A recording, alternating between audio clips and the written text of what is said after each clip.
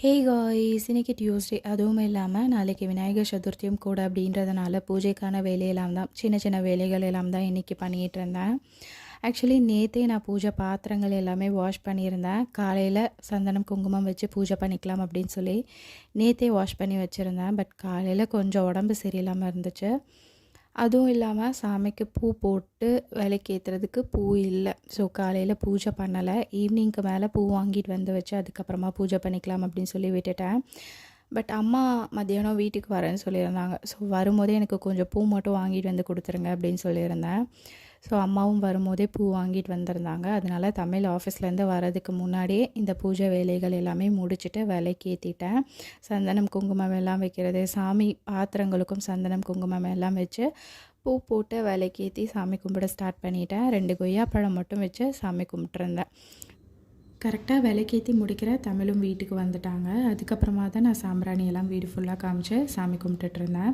So அவங்க வந்ததுக்கப்புறமா குளிச்சு ரெடி ஆகிட்டாங்க. கடைக்கு போகணும் அப்படின்றதுனால சஷ்வி குட்டியையும் அவங்களே ரெடி பண்ணி விட்டுட்டாங்க. சஷ்வி குட்டியும் ரெடி ஆகிட்டு வந்ததுக்கப்புறமா அவங்களும் சாமி கும்பிட ஸ்டார்ட் பண்ணிட்டாங்க. எப்போவுமே இந்த மாதிரி சாமி கும்பிட்டுட்டு இங்கே சாமி முன்னாடியே தான் விழுந்து கும்பிடுவாங்க. பட் இப்போல்லாம் என்ன பண்ணுறாங்கன்னா, இங்கே நின்று கும்பிட்டுட்டு நடு ஹாலுக்கு வந்து விழுந்து கும்பிடுறாங்க. அது இப்போ கொஞ்ச நாளாக தான் பண்ணுறாங்க. ஏன் அப்படி பண்ணுறாங்கன்றது எங்களுக்கே தெரியல. ஸோ சாமி கும்பிட்டு முடிச்சுட்டு கடைக்கு கிளம்பியாச்சு. சாமிக்கு போடுறதுக்கு பூ இருக்குது. பட் வாழைப்பழம், வெத்தலைப்பாக்கு, தேங்காய், வாழை இலை இதெல்லாம் வாங்க வேண்டி இருந்துச்சு. ஸோ அதெல்லாம் வாங்கிட்டு அப்படியே வீட்டுக்கு வந்தாச்சு. இங்கே லாஸ்ட் இயர் விநாயகர் வச்சுருந்தாங்க. ஸோ இந்த வருஷமும் அழகாக லைட்லாம் போட்டு சூப்பராக செட் பண்ணியிருந்தாங்க. ஸோ அது சஷ்வி பார்த்த உடனே வாவ் அப்படி தான் சொல்லியிருந்தாங்க. ஸோ வீட்டுக்கு வந்த உடனே வெஜ் பஃப் வாங்கிட்டு வந்திருந்தோம். அதை சாப்பிட்டு மற்ற வேலையெல்லாம் பார்த்துக்கலாம் அப்படின்னு சொல்லிட்டு வந்த உடனே ஃபஸ்ட்டு அதை சாப்பிட்டாச்சு. ஸோ அதை சாப்பிட்டுட்டு ரவா லட்டு செய்ய ஸ்டார்ட் பண்ணிட்டேன். நாளைக்கு விநாயகருக்கு பிரசாதம் பண்ணுறதுக்காக தான் ரெடி பண்ணிகிட்ருக்கேன். ஸோ சம்பா கோதுமை இருக்கு இல்லையா, அதுலேயும் நாட்டு சக்கரை வச்சு இந்த ரவா லட்டு பண்ணியிருந்தேன்.